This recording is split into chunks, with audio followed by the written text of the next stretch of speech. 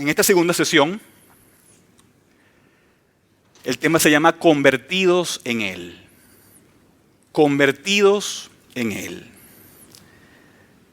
Ya hemos visto de manera muy clara en la primera sesión, gracias al pastor Tucker, nuestra necesidad de Dios, nuestra necesidad de Jesucristo. Estamos en una condición desesperada y necesitamos de manera desesperada a nuestro Señor Jesucristo. Vayamos al Evangelio de Marcos. Vamos a leer primero un versículo en la palabra de Dios. Marcos 16, versículo 16.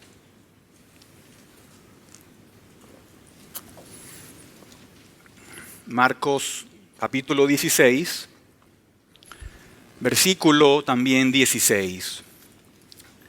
Y dice así la palabra de Dios. El que crea y sea bautizado será salvo, pero el que no crea será condenado. Amén. Vamos a orar. Oh Señor, oh Padre, ilumina nuestras mentes y corazones con la luz de tu verdad, para que en esta mañana al compartir tu palabra podamos entender profundamente la necesidad de la verdadera conversión para salvación y la responsabilidad que conlleva el rechazo de tu llamado. Que nuestras palabras, Señor, reflejen tu amor y tu justicia. Y oramos en el nombre de Jesús. Amén. Bueno, ya vimos la necesidad, nuestra necesidad de Jesucristo. Una necesidad, como dijimos, profunda. Y una necesidad que no debemos descuidarla. Y ahora vamos a tratar el tema o la doctrina de la conversión. La conversión. Y este es un tema muy importante. Porque la idea de la conversión verdadera parece haberse perdido entre muchas de las distracciones y preocupaciones mundanas. Para muchos creyentes, el término queda relegado en un mero formalismo. Algo que se dice, pero es algo que no se vive de manera genuina. ¿Verdad? Vivimos en un mundo donde las apariencias externas y las declaraciones son aplaudidas, pero donde la verdadera transformación del corazón y del espíritu a menudo se pasa por alto. Además, existen conversiones que, aunque suenen convincentes a oídos humanos, en verdad no reflejan ningún cambio interior. Son conversiones falsas, revestidas de palabras bonitas, pero carentes de verdadera sustancia espiritual. Por eso es importante, como la Iglesia de Jesucristo, que nos detengamos a reflexionar sobre lo que significa una verdadera conversión. Lo que significa una verdadera conversión, una auténtica y genuina conversión. ¿Verdad? No podemos conformarnos con un cristianismo superficial que no penetra las profundidades de nuestra alma. No debemos ser seducidos por palabras vacías que no se sustentan con una relación real y profunda con nuestro Señor y Salvador. Por lo tanto, hoy quiero hacerles 3 preguntas. Los 3 puntos de hoy, o de esta segunda sesión, van a ser 3 preguntas. Primero, la primera pregunta es, ¿dónde comienza la conversión para salvación? ¿Dónde comienza la verdadera conversión? ¿Dónde? ¿Verdad? Cuando leemos los escritos antiguos, los autores antiguos, ellos se referían a la conversión como el gran cambio Ese es el lenguaje que vas a encontrar en muchos de los autores reformados. El gran cambio. Y en otras palabras, ellos estaban viendo este aspecto del ministerio del Espíritu Santo, dando gracia salvadora a su pueblo y diciendo que aquí es donde se traza una línea de demarcación. ¿Verdad? Cuando estudiamos los idiomas originales de la Biblia, la palabra conversión tiene la idea de volverse, de dar la vuelta,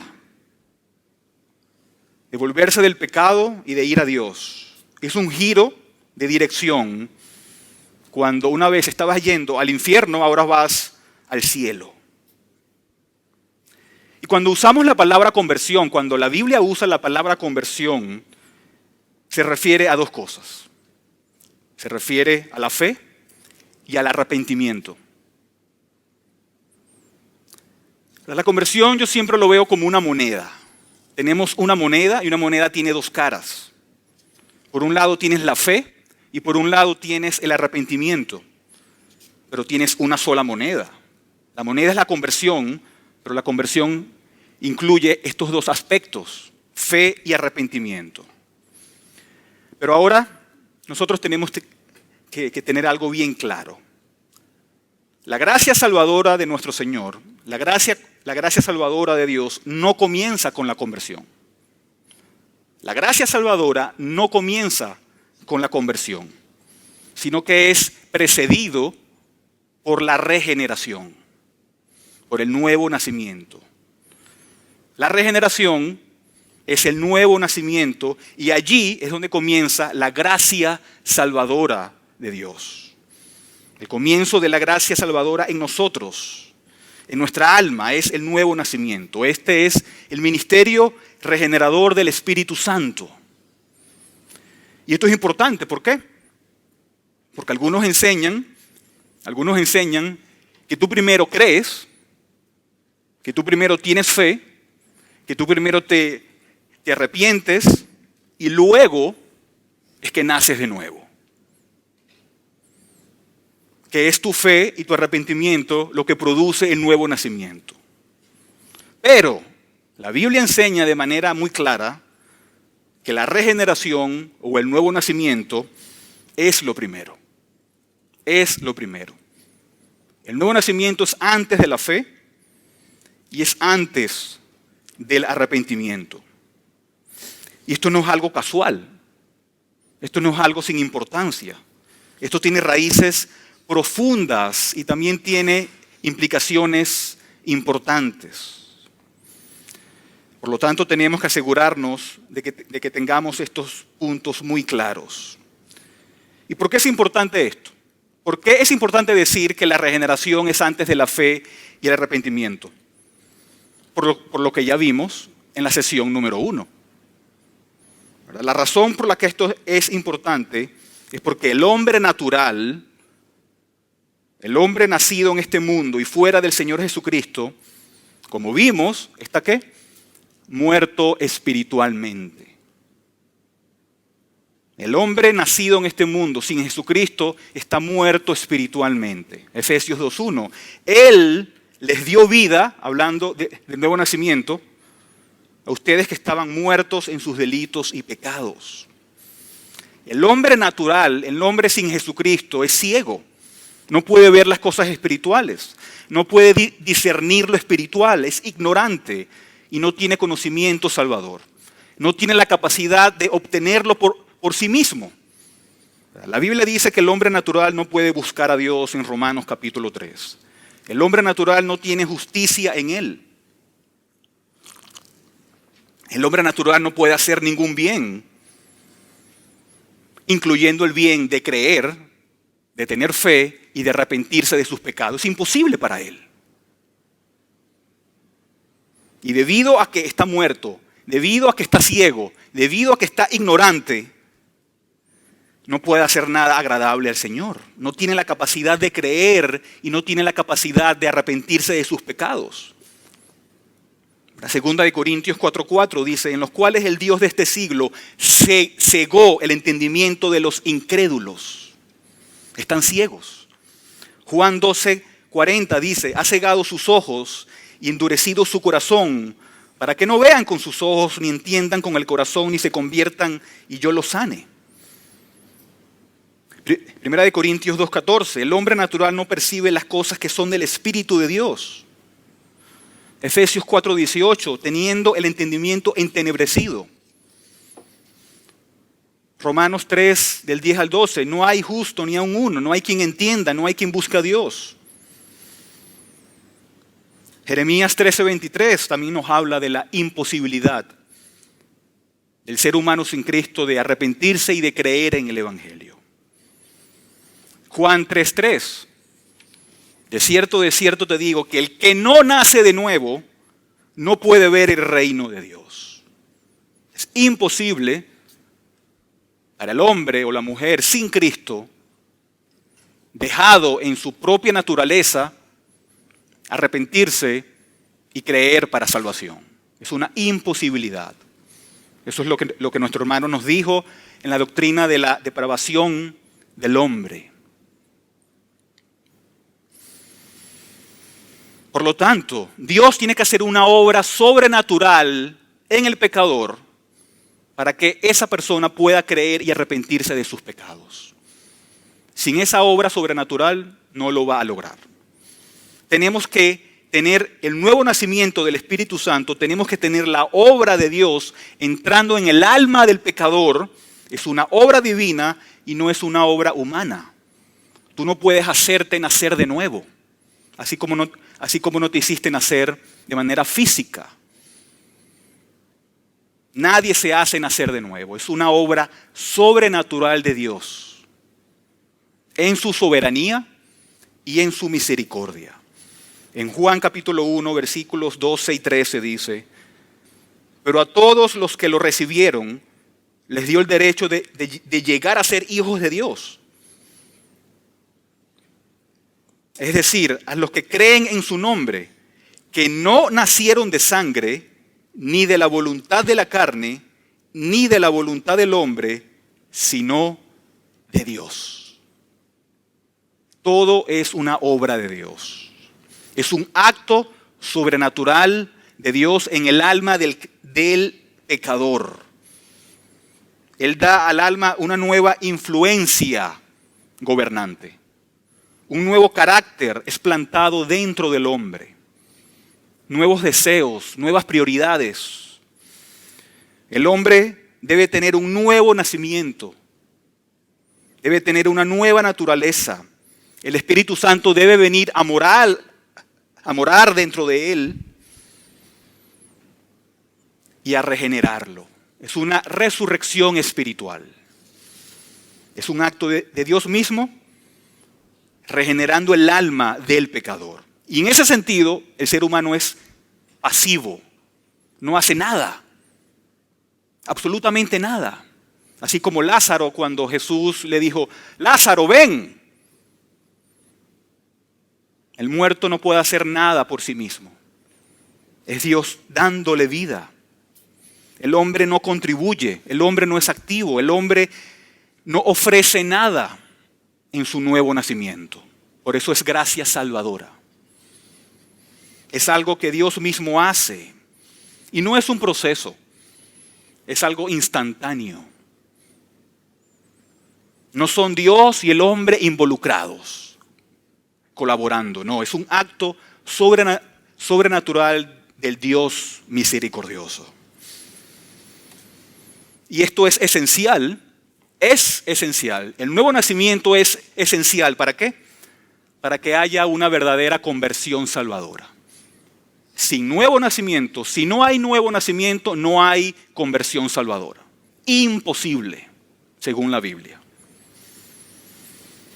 Nuevo nacimiento y conversión, ¿verdad? Aunque son distintos y necesitan ser distinguidos, también son inseparables. Son inseparables. Sin regeneración es imposible creer y arrepentirse. Pero también podemos decir que cuando hay regeneración es imposible no creer y arrepentirse. Donde quiera que Dios haya regenerado un alma, donde quiera que Dios hace nacer de nuevo a una persona, allí habrá inevitablemente fe y arrepentimiento para salvación. El alma que nace de nuevo responderá de manera inevitable al mensaje del Evangelio a través de la fe y el arrepentimiento. El Señor dice en Juan 6:37, todo lo que el Padre me da vendrá a mí. Todo lo que el Padre me da vendrá a mí. Y al que a mí viene, de ningún modo lo echaré fuera. Eso quiere decir que todos aquellos que el Señor ha escogido, a todos los que el Señor hace nacer de nuevo, a todos los que el Señor llama, a todos los que el Señor regenera, ciertamente creen y vienen a Él con arrepentimiento genuino. Y así entonces la fe y el arrepentimiento o la conversión es la respuesta, son la respuesta que viene del hombre que es regenerado, ¿verdad? Donde el Señor le da a su pueblo una nueva naturaleza, le ha dado habilidades que antes no tenía.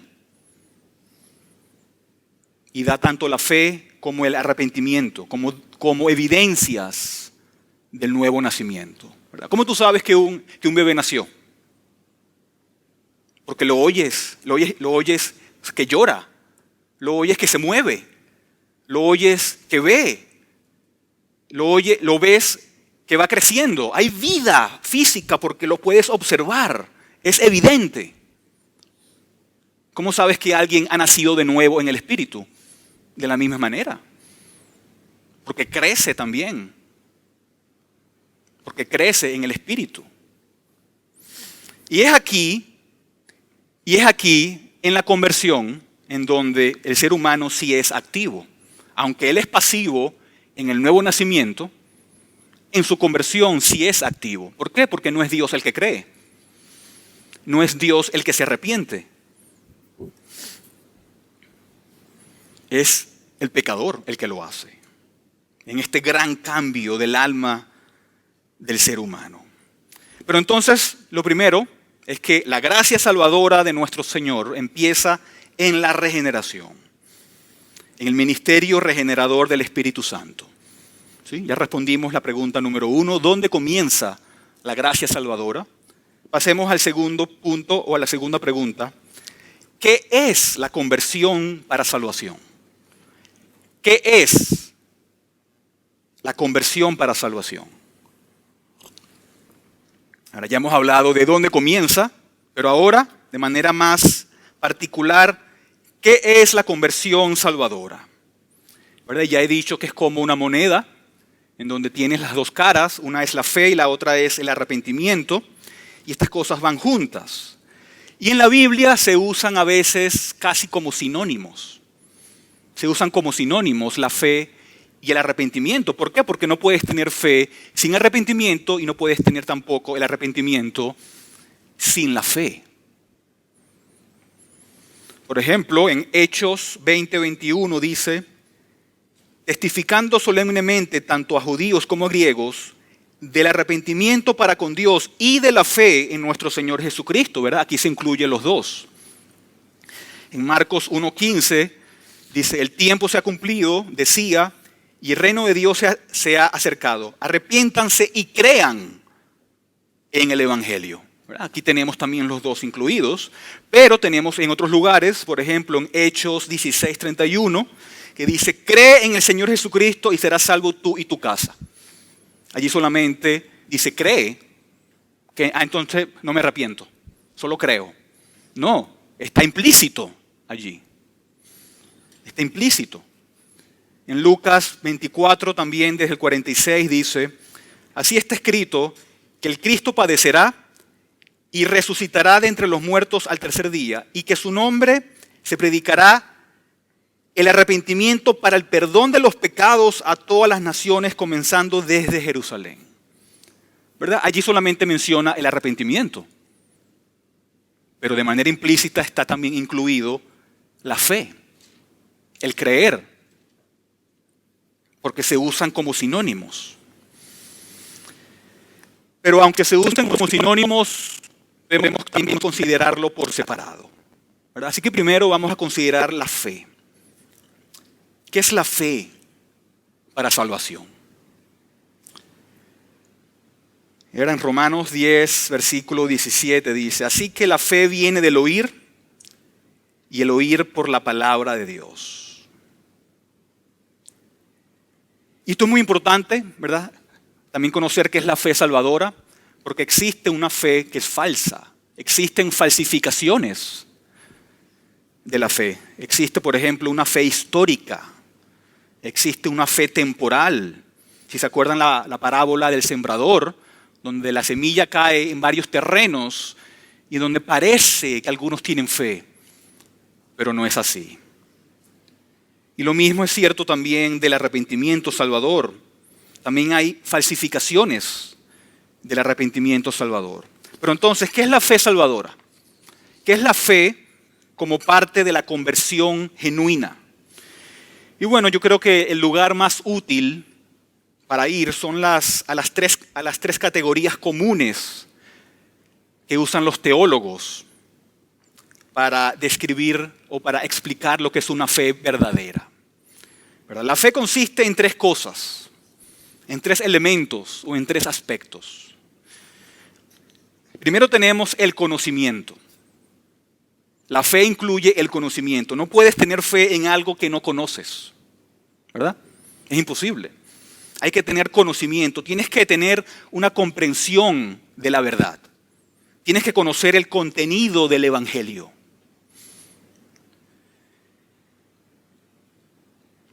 ¿Verdad? Así hay aquellos que nunca han oído hablar del Evangelio, nunca han oído hablar del Cristo crucificado, nunca han oído hablar de la expiación, nunca han oído hablar de la obra de Cristo en la cruz y por lo tanto no pueden tener fe.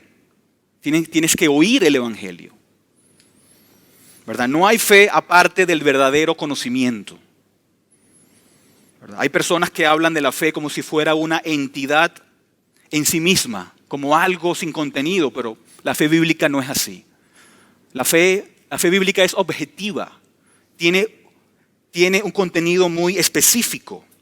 La fe salvadora no es sin contenido, no es sin conocimiento. Tienes que comprender las verdades específicas acerca del Señor Jesucristo, que Él murió por nuestros pecados, que Él fue nuestro sustituto en la cruz, que Él recibió todo el castigo y la ira de Dios en nuestro lugar. Por eso hay que incluir todas estas verdades cuando predicamos el Evangelio, el contenido de nuestro Señor Jesucristo, ¿verdad? En Romanos 10, muy claro nos dice en los versículos 14 y 15, ¿cómo pues invocarán a aquel en quien no han creído? ¿Cómo vas a creer si no oyes el contenido del Evangelio? ¿Y cómo creerán en aquel de quien no han oído? ¿Y cómo oirán sin haber quien les predique? Para tener fe salvadora hay que oír el mensaje del Evangelio. Es por la locura de la predicación que Dios ha destinado a salvar a los elegidos. En 2 de Timoteo 2:25 dice, debe reprender tiernamente a los que se oponen, por si acaso Dios les da el arrepentimiento que conduce al pleno conocimiento de la verdad. Debe haber conocimiento. En 2 de Pedro 1:2 dice, gracia y paz les sean multiplicadas a ustedes en el conocimiento de Dios y de Jesús nuestro Señor. También en 1 Corintios 15, versículo 1 dice, ahora les hago saber, hermanos. Y ese les hago saber, ¿de qué habla? Habla de conocimiento. Y luego nos dice cuál es el Evangelio. Así que la fe incluye primero el conocimiento. Pero si nos quedamos con conocimiento solamente, todavía no hay fe salvadora, ¿verdad? Muchos tienen conocimiento. Muchos te explican el Evangelio mejor que nosotros, pero no son salvos, porque es puro conocimiento. ¿Cuál es el segundo aspecto de la fe salvadora? Es la convicción. La convicción. No solamente tenemos que tener ese conocimiento, también tenemos que creer que es verdad. Tenemos que creer que es verdad. Todo lo que Dios ha dicho acerca de nosotros, de nuestro pecado, todo lo que Dios dice de sí mismo, todo lo que Dios ha dicho de Cristo, todo lo que Dios ha dicho acerca del sacrificio de nuestro Señor Jesucristo, todas esas cosas las creemos con convicción. Con convicción. Hay una convicción con respecto a todas esas verdades. No son meros hechos para nosotros. No solamente las reconocemos como ideas, sino como verdades que son relevantes para nuestras propias circunstancias. ¿Verdad? En Hebreos 11:1 dice que la fe es ¿qué? La certeza de lo que se espera, la convicción de lo que no se ve. ¿Verdad? En Juan 20:31 nos dice Juan que su evangelio es para que crean y tengan vida en su nombre. En Romanos 19, que si confiesas con tu boca a Jesús como Señor y crees en tu corazón, ¿verdad? Eso habla de convicción, que Dios le resucitó de entre los muertos, serás salvo. En 1 Juan 5:1 dice, todo aquel que cree que Jesús es el Cristo es nacido de Dios. Juan 3:16, porque de tal manera amó Dios al mundo que dio su Hijo unigénito para que todo aquel que cree en Él no se pierda.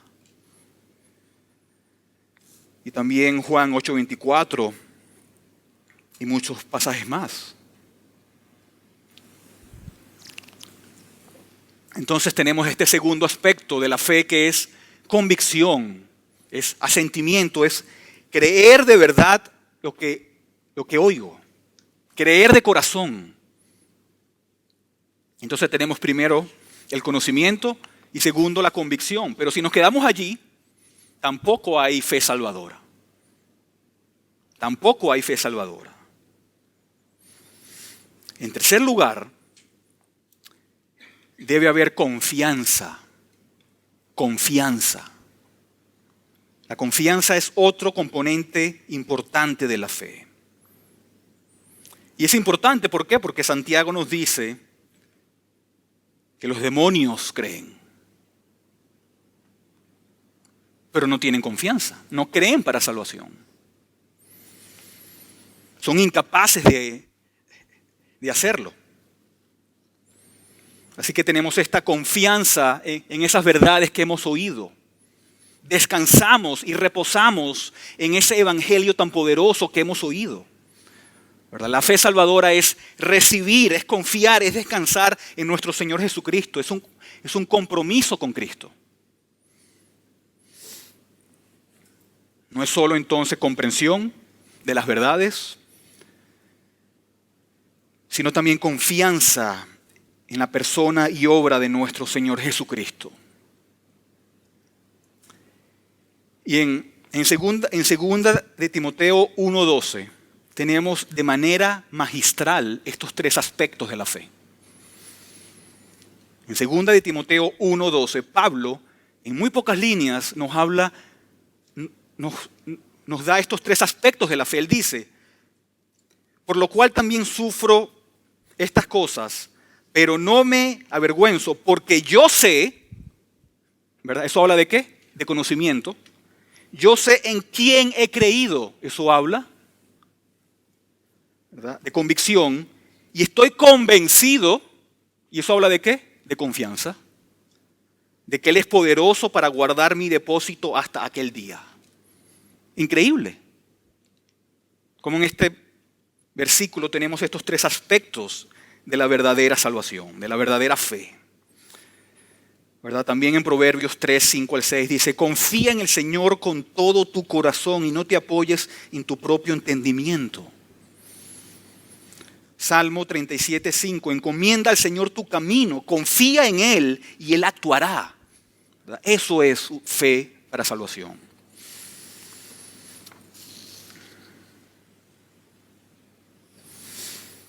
Pero ahora, con respecto al arrepentimiento, y verdad, ya vimos este aspecto de la fe, esta primera parte o lado de la moneda.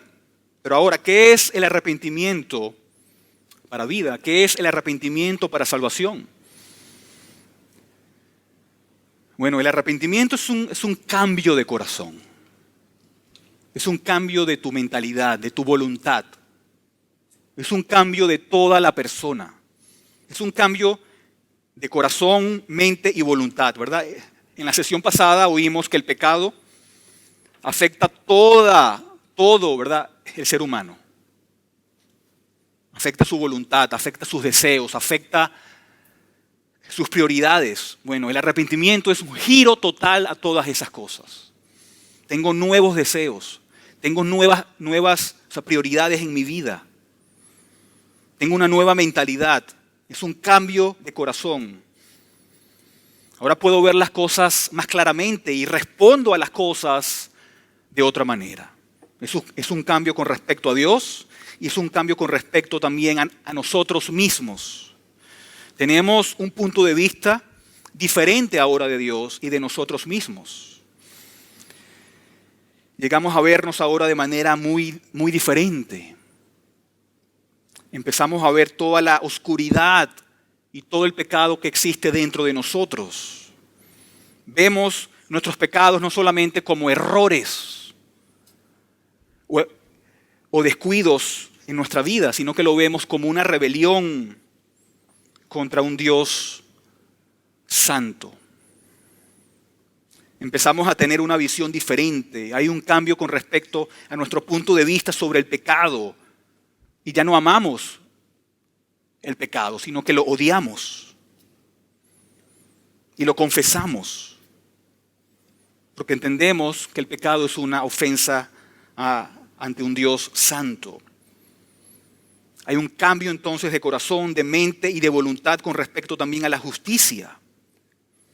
Ya no nos resistimos a la ley de Dios y a sus normas de justicia, sino que amamos la ley de Dios y nos deleitamos en la ley de Dios, en su justicia y en su carácter. Pero no solamente se trata de apartarse del pecado, sino también que nos acercamos más a Dios, a su misericordia, a su gracia, a su bondad. Y entendemos que Él es un Dios bondadoso, dispuesto a recibirnos con misericordia. ¿Verdad? Toda la orientación de nuestra vida cambia cuando nos arrepentimos. Nuestra dirección de la vida cambia. Cuando antes buscábamos los placeres de esta vida, cuando antes buscábamos el prestigio de esta vida y todo lo que esta vida ofrece, ahora buscamos agradar a Dios. Buscamos hacer su voluntad. Buscamos hacer lo que le agrada. Vamos a su palabra para buscar su voluntad. Vemos el pecado también como Dios lo ve. El pecado ya no es algo placentero para nosotros, ya no es algo indiferente, sino que hay un dolor sincero por nuestros pecados que nos lleva, como dije antes, a una confesión de pecados. ¿Verdad? ¿Por qué? Porque el arrepentimiento no es una sola vez en la vida. Es un estilo de vida para el creyente. Todos los días pecamos y todos los días nos debemos arrepentir de nuestro pecado. Va a haber una confesión diaria por nuestro pecado. Pero también va a haber una vergüenza por el pecado. Nos avergonzamos de quienes somos.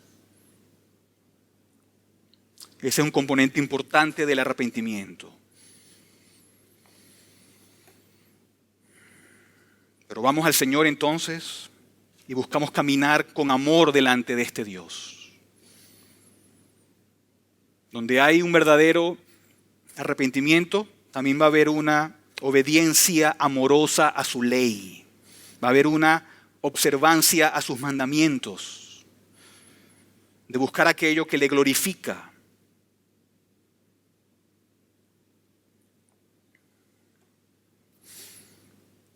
Entonces hemos visto estos dos aspectos de la verdadera conversión.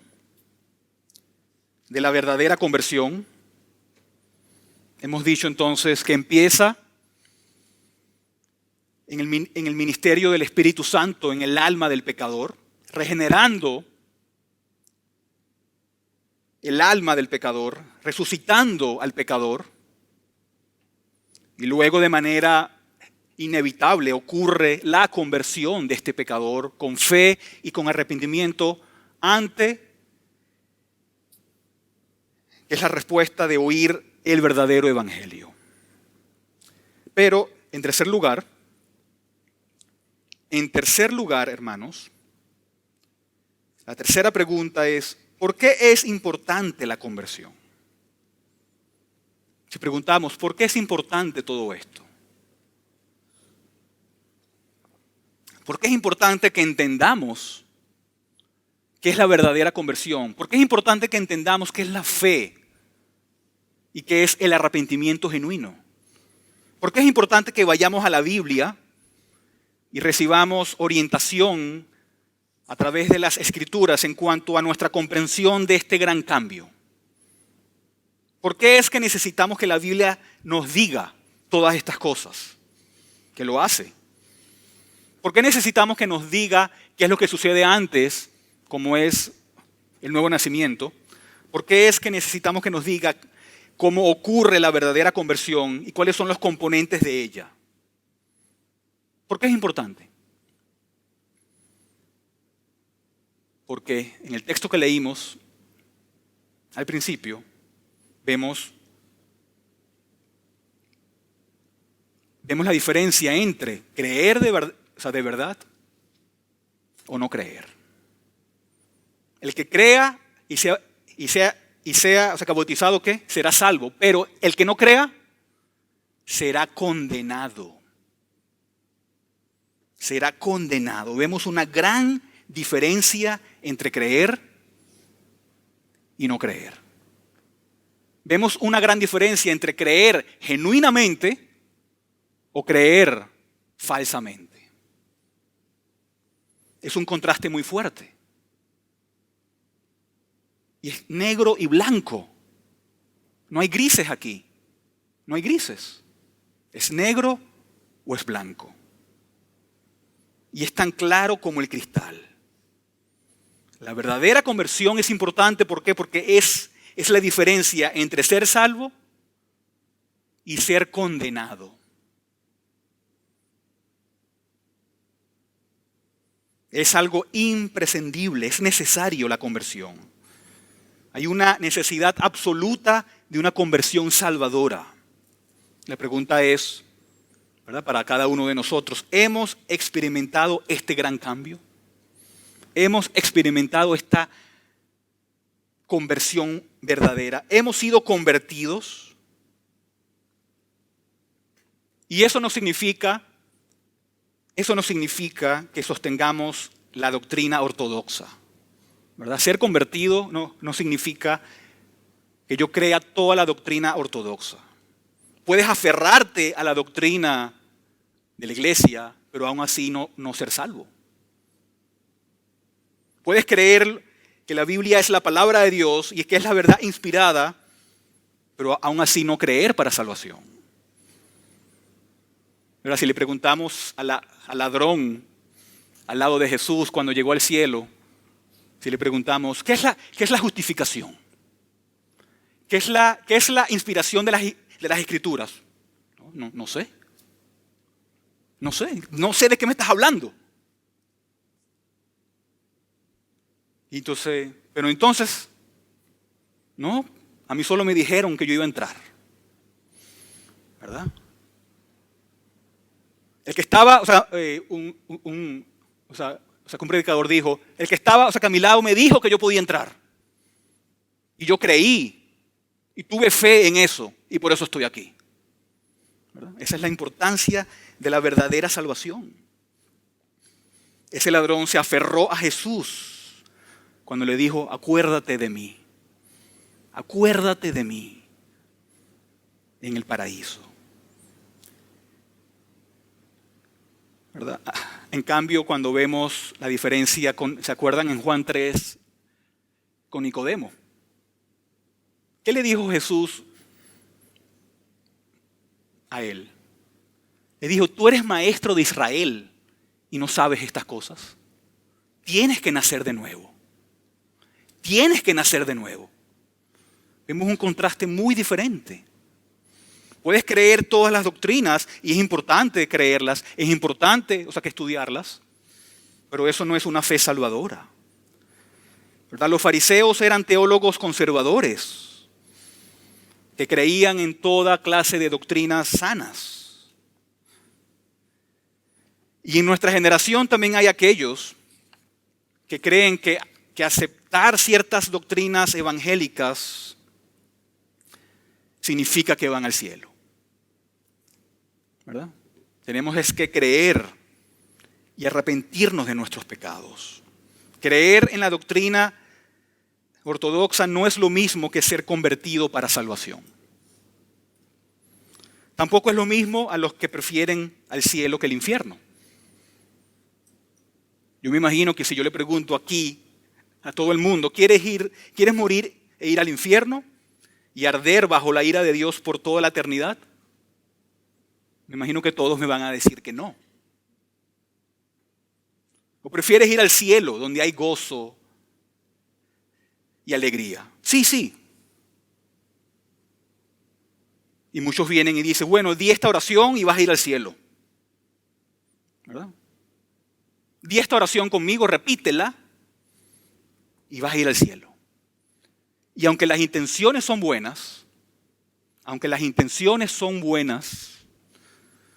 ha habido incontables miles de personas que han dicho esa oración y que lamentablemente están ardiendo en el infierno en este momento.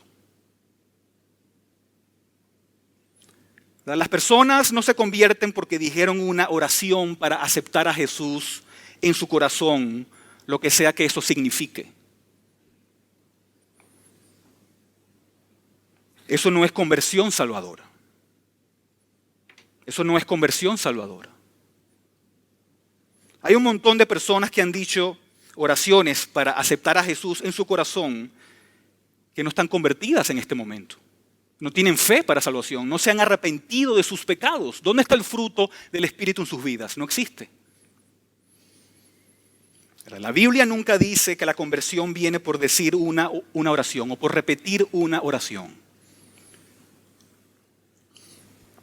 Como si fuera un acto de magia. La conversión salvadora es una transformación espiritual. Es el fruto del ministerio del Espíritu Santo. Y es necesario, es esencial. Para todos. Incluso para los niños del pacto. Incluso para los hijos de los creyentes. Es necesario. Todos necesitan este cambio, todos necesitan esta conversión salvadora. Todos tienen que experimentar la conversión salvadora para no ser condenados. Y es una obra sobrenatural del ministerio del Espíritu Santo en el creyente. Cada alma nacida en este mundo tiene que ser despojada de su naturaleza pecaminosa de pensar que en sus propias fuerzas, ingenio u obras puede ir al cielo.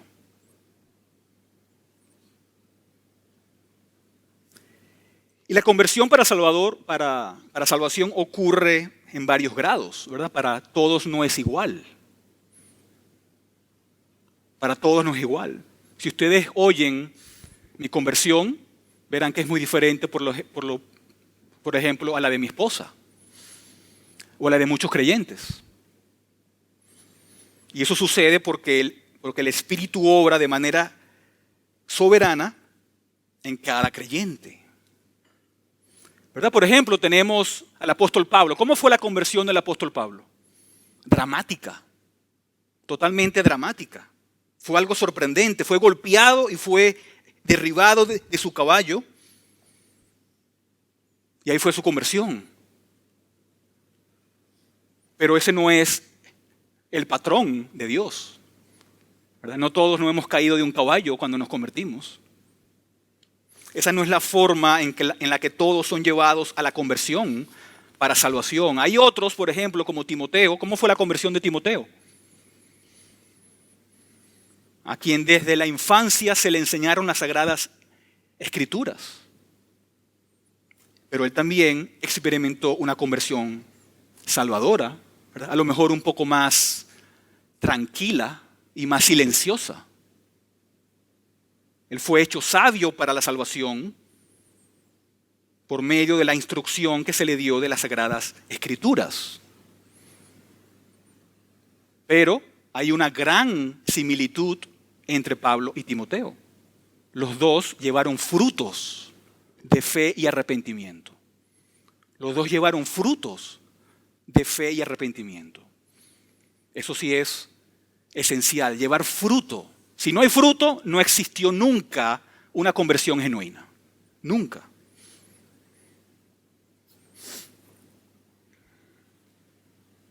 Los elementos siguen allí, de fe y arrepentimiento, pero su conversión no fue en el mismo grado. Pero todavía hay, por ejemplo, convicción de pecado. Vemos la convicción de pecado del apóstol Pablo, donde él se llamaba el primero de los pecadores. Y así tenemos entonces los medios ordinarios de gracia, a través de las escrituras, que somos hechos sabios como Timoteo, es a través de la instrucción en la palabra de Dios, donde crecemos en sabiduría, donde seguimos teniendo este conocimiento, donde seguimos creyendo este conocimiento y donde seguimos confiando en este conocimiento. ¿Verdad? Y es lo mismo también con el arrepentimiento. Cambia la visión de nosotros, cambia la visión de Dios, cambia la visión de nuestro Señor Jesucristo. Y todos tienen que experimentar la conversión salvadora.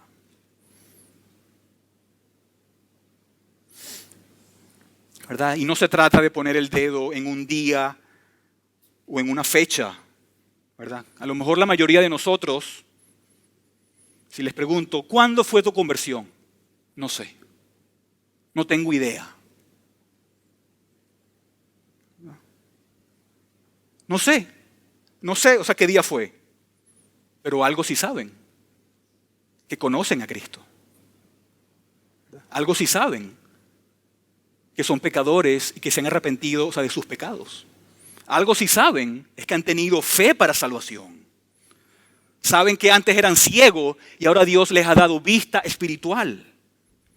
Saben que han sido humillados por la ley y el evangelio y que sus almas han sido llevadas a aferrarse a Cristo y a caminar delante de Él en amor para recibir el perdón de sus pecados. Han llegado a ver la belleza de nuestro Salvador. Y como resultado ahora este mundo pierde su brillo, pierde su atracción. Entonces, ¿por qué es importante la conversión? Es importante porque las consecuencias son eternas. Son eternas. Es un asunto de salvación y condenación. Y es por eso, hermanos y hermanas, que es importante para nosotros que reflexionemos sobre lo que la Biblia enseña sobre este gran cambio. Esta gran obra de conversión salvadora. Es importante instruirnos en este gran tema. No es algo sin importancia. Debemos orar siempre para que el Señor acompañe el ministerio de su palabra en estas cosas. Y entender que es una obra profunda del Señor en nosotros. Una obra que no podemos realizar por nuestra propia fuerza. Aún la fe y el arrepentimiento son dones de Dios. Es la intervención divina del Espíritu Santo que nos rescata y nos transforma desde el interior. Y debemos entender que la conversión para salvación es mucho más necesaria que cualquier otro deseo terrenal. La conversión para salvación es mucho más necesaria y debe ser más deseable que cualquier otro deseo terrenal.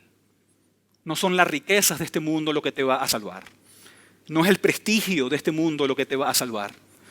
No es la fama de este mundo lo que te va a salvar.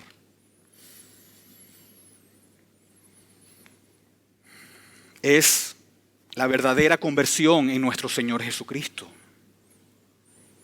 Y sin conversión nuestra existencia carece de propósito, ya que no cumplimos con el divino objetivo por el cual fuimos creados. ¿Cuál es el fin principal del hombre? ¿Saben? Glorificar a Dios y gozar de Él para siempre. Sin la verdadera conversión es imposible gozar de Él. Es imposible glorificarlo. Dios nos creó para Él, no para los placeres pasajeros de este mundo. ¿Verdad? Hemos sido creados para un propósito más elevado, para un llamado celestial. Y sin la conversión no logramos el propósito divino de nuestra existencia.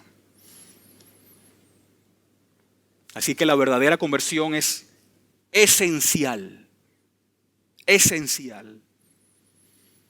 Debe ser el deseo ardiente de nuestro corazón. De ser más santo, de vivir en rectitud y de glorificar a Dios en todo.